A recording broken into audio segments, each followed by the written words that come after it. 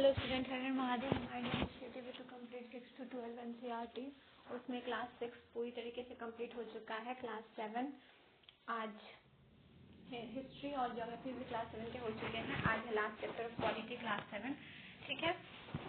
तो इसमें बताया जा रहा है कि ना शर्ट के बारे में, कि एक शर्ट को बनने में कितना प्रोसेस से गुजरना पड़ता है, ठीक है।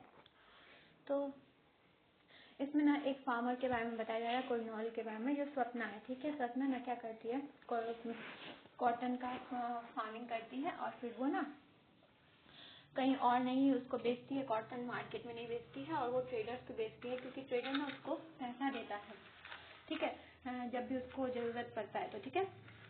तो स्वप्ना को वो ना स्वप्ना अपना जब ग्रो कर ली कॉटन, तो उसके बाद ना वो ट्रेडर्स, सपना जब अपना कॉटन ग्रो कर ली तो वो ट्रेडर क्या किया, उसको ना उसका 2 बैग लेके गया और फिर 1500 पर क्विंटल लेके गया, 6000 रुपए का, और 3000 बोला कि तुम्हारा लोन का है, तो उसको 3000 रुपए नहीं दिया। तो सपना उसको बोली कि 3000 बहुत कम है, हम तो अच्छे तरीके से साफ करके दिए हैं, तो हमको शायद इसमें ज्यादा मिलना चाहिए। पर ट्रेडर उसको ना कर दिया, तो वो ना उस पर ही आश्रित थी, तो ट्रेडर उसको ना कर दिया, ठीक है।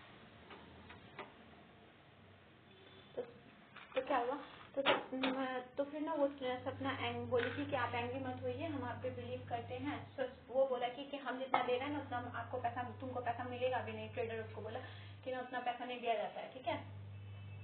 वो सपना जानती भी थी कि वो 1800 रुपए का है, फिर भी वो ना उस चीज पे ज्यादा बहस नहीं की, क्योंकि ना जब भी उसको मतलब बुरे वक्त में, चाहे उसके बच्चों के पढ़ाई के लिए, मेडिसिन के लिए, सिर्फ फर्टिलाइजर के लिए ही नहीं, कभी भी बुरे वक्त में उसको पैसे की जरूरत होता है तो वो ट्रेडर से ही लेती है, तो इसलिए वो उसके साथ अपना रिश्ता खराब नहीं करना चाहती है, ठीक है।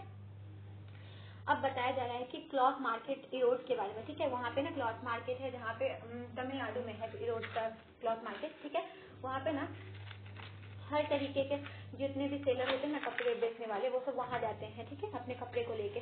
तो इसमें बताया जाता है कि किस हिसाब से ना वहाँ पे प्रोड्यूस होता है कपड़ा, ठीक है। वहाँ पे बना बनाया कपड़ा को लिया जाता है। अब कपड़े के बारे में बताया जा रहा है कि कपड़ा किस हिसाब से प्रोड्यूस होता है। तो मर्चेंट ना इस चीज का काम करता है। मर्चेंट बहुत पावरफुल होता है, वो देता है, वो ना अपना फार्मर रखता है जो कपड़ा बनाता है, और लास्ट में जाके वो ना बड़े बड़े होलसेल ट्रेडर को बेच देता है। ये काम है मर्चेंट का, ठीक है। ये काम है मर्चेंट का, ठीक है। और फिर ये ना बताया जाता है कि ना वो बहुत लो पैसे पे मर्चेंट ना अपना काम करवाते हैं वीवर सबसे, ठीक है, क्योंकि वो उनको भी पैसे की बहुत जरूरत होती है। वीवर इन्वेस्ट करते हैं उनके सेविंग और बोरो करते हैं मनी हाई इंटरेस्ट, ताकि वो लूम्स को बाय कर सके, और 20,000 में ना स्मॉल वीवर 2 लूम्स लेके आते हैं और इन्वेस्ट करते हैं 40,000, और उसके बाद ना can not done alone the weaver and another weaver जो होता है ना, तो वो 20, और वो अकेले नहीं होता, तो वीवर ना अडल्ट मेंबर अपनी फैमिली के 12 आवर्स से पूरा डे प्रोड्यूस करते हैं क्लॉथ को, और 3,500 पर मंथ अर्न करते हैं, ठीक है, अपने वर्क से। ये अरेंजमेंट जो है मर्चेंट का और वीवर का एग्जाम्पल पुट करता है putting out system. Putting out system होता है, ठीक है। इसमें क्या होता है, मर्चेंट सप्लाई करता है रॉ मटेरियल और रिसीव करता है फिनिश गुड, ठीक है। It prevent in the weaving industry in most region of India, और ये ना इंडिया के हर रीजन में देखने को आपको मिल जाएगा। वीवर कोऑपरेटिव क्या होता है, इसमें क्या होता है, मर्चेंट के अंदर ना पुटिंग आउट सिस्टम में वो काम करते हैं। वीवर कोऑपरेटिव क्या होता है, वो ना one way to reduce the dependence on the merchant and to earn a higher income for the weaver. तो इसमें ये होता है कि वो मर्चेंट पे ना डिपेंडेंस कम होता है, तो इससे ना वीवर सबको ज्यादा पैसा मिलने का चांस होता है। इसमें कोऑपरेटिव बनाया जाता है पीपुल का, जो सेम इंटरेस्ट के होते हैं और वर्क करते हैं म्यूचुअल बेनिफिट्स के लिए। वीवर कोऑपरेटिव ना, वीवर फॉर्म करता है ग्रुप और take up certain activities collectively, और ना कुछ एक्टिविटी कलेक्टिवली करता है। They procure yarn from the yarn dealer and distribute it among the weaver, और वो ना यार्न डीलर से यार्न लेते हैं और उस यार्न को ना सब वीवर में बांटते हैं, ठीक है। और जो cooperative also does the marketing, so the role of the merchant is reduced and weaver get a fair price on the cloth। और जो कोऑपरेटिव का जो मार्केटिंग रिड्यूस हो जाता है और मर्चेंट का जो काम होता है वो रिड्यूस हो जाता है, और वीवर सबको उनका फेयर प्राइस मिलता है। जब गवर्नमेंट, एक टाइम था जब ना government cooperative buying cloth from the reasonable price, government by करते थे कोऑपरेटिव से रीजनल प्राइस पे। जैसे तमिलनाडु के गवर्नमेंट ना free school uniform programme start किए थे, और वो काम ना वो क्या किए थे, पावरलूम वीवर कोऑपरेटिव को दिए थे। Similarly the government buy cloth from the handloom weaver cooperative and sell it through store known as Cooptex. और ना वो क्या करते हैं, सिमिलरली ऐसे ही कपड़े खरीदते हैं और कोऑपटेक्स में ना जाके उसको स्टोर करते हैं, ठीक है। और आपने ऐसे ऐसे स्टोर अपने टाउन में देखे होंगे, ठीक है। अब इसके बाद बताया जा रहा है गारमेंट एक्सपोर्टिंग फैक्ट्री जो है दिल्ली में, ठीक है। इरोड मर्चेंट सप्लाई करते हैं कॉटन क्लॉथ प्रोड्यूस करके वीवर को गारमेंट एक्सपोर्टिंग कंपनी में, फैक्ट्री में दिल्ली का। और ये गारमेंट एक्सपोर्टिंग फैक्ट्री ना क्लॉथ मेक करता है, जैसे कि क्लॉथ मेक करता है, जैसे शर्ट फिर फॉरेन बायर्स को दिए जाते हैं। फॉरेन बायर क्या करते हैं, बिजनेस पर्सन जो होते हैं यूएस यूरोप के, वो रन करते हैं चेन स्टोर का और ये large store do business strictly on their own terms, और वो ना अपने ओन टर्म्स पे ये बिजनेस करते हैं। वो डिमांड करते हैं कि लोएस्ट प्राइस में उनको सप्लाई किया जाए, और फिर वो ना high standard for quantity of product and timely delivery, और वो ये भी बोलते हैं कि हाई स्टैंडर्ड होना चाहिए कपड़े का, और फिर टाइमली डिलीवरी भी होना चाहिए। एनी डिफेक्ट और delay in delivery is dealt with strictly, और वो ना अगर कोई भी डिफेक्ट या डिले हो जाता था ना तो स्ट्रिक्टली वो व्यवहार करते थे। So the exporter try his best to make the condition set by this powerful buyers. तो ना एक्सपोर्टर्स क्या करते हैं, इन जो बायर्स का जो कंडीशन को मैच करने के लिए वो क्या करते हैं, स्ट्रिक्टली काम करवाते हैं। फिर इस प्रेशर के बाद ना बायर्स गारमेंट एक्सपोर्टिंग फैक्ट्री उसका ट्राई करता है, कॉस्ट कट करता है कॉस्ट को, और मैक्सिमम वर्कर वर्क करते हैं लोएस्ट पॉसिबल वेजेस पे, और this is way the maximize their profit and also supply garments to foreign buyers at a cheap price. और इससे क्या होता है कि वो ना अपना जो यहाँ के जो ट्रेडर होते हैं वो ना अपना पैसा, एक्सपोर्टर जो होते हैं अपना पैसा बढ़ा लेते हैं, और फिर चीप दाम पे ना वो फॉरेन बायर्स को बेच देते हैं गारमेंट्स, ठीक है। इम्पैक्ट गारमेंट फैक्ट्री 70 वर्कर्स है, और वहाँ पे वुमेन ही मोस्ट ऑफ देम है। Most of this workers are employed as a temporary basis, और ये सब टेम्पररी बेसिस पे एम्प्लॉयड होती है, ठीक है। ये इसका मीन क्या होता है कि एम्प्लॉयर को अगर worker is not needed the worker can be asked to leave. अगर एम्प्लॉयर को वर्कर नहीं चाहिए होता होगा तो वो बोलते हैं कि आप सब जाइए यहाँ से, ठीक है, तो जाने के लिए बोलते हैं। The highest paid among the workers are the tailor who get about ₹3,000 per month। तो इसमें हाईएस्ट सबसे ज्यादा किसको मिलता है, वर्कर जो टेलर होते हैं 3,000 पर मंथ मिलता है। वुमेन एम्प्लॉयर होती है किस चीज के लिए, हेल्पर के तौर पे, थ्रेड कटिंग के लिए, बटनिंग के लिए, आयरनिंग और पैकेजिंग के लिए। This job has the lowest wages, और इस जॉब के लिए ना लोएस्ट वेजेस मिलता है। देखो अब यहाँ पे बताया जा रहा है कि किस हिसाब से पैसा मिलता है। पेमेंट टू वर्क पर मंथली, अगर टेलरिंग करता है तो ₹3,000 मिलता है, आयरनिंग करता है तो 1.50 पर पीस पे मिलता है, चेकिंग करने पे 2,000 मिलता है, थ्रेड कटिंग और बटनिंग पे 1,500 मिलता है, ठीक है। टी शर्ट और यूनाइटेड स्टेट में नंबर ऑफ टी शर्ट जो है ना डिस्प्ले करते हैं large cloth shops in United states में, ठीक है। एंड शेयर प्राइस ऑफ और $26, और यहाँ पे वहाँ पे $26 में that is etch shirt share for $26 और अराउंड 1,800। तो मतलब कि ना हर एक शर्ट ना 1,800 पे बेचा जाता है। इसको ना आपको बताया जा रहा है कि ये डायग्राम को आपको फॉलो करके